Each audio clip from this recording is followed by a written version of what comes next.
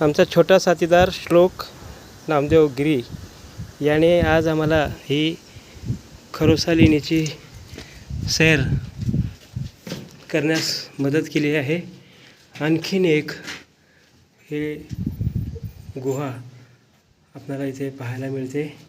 इथे गणपतीची मूर्ती कोरण्यात आलेली आहे। छोटेसे इथे द्वार आहे, याच्या दोन्ही बाजूला द्वारपाल आहेत।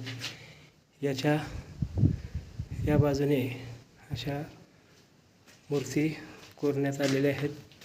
तसेच गुहाघरे आपल्याला आढळतात। तिथे आणखीन एक शिवमंदिर आहे, जे आपण भव्य असे शिवमंदिर पाहण्यासाठी आलेलो आहोत। हे आहे खरोसा लेणीतील भव्य असे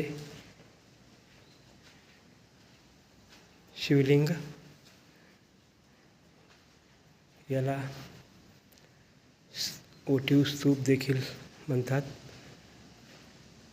खरोसा येथील प्राचीनकालीन असे हे गुहा मंदिर अद्भुत असे पाहून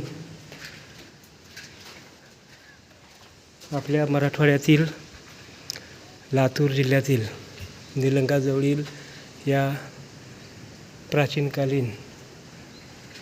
अशा या लेणींचा आपल्या सांस्कृतिक वैभवाचा व येथील निसर्ग सौंदर्याचा आस्वाद घेण्यासाठी आपण अवश्य खरोसा लेणी पाहण्यासाठी या।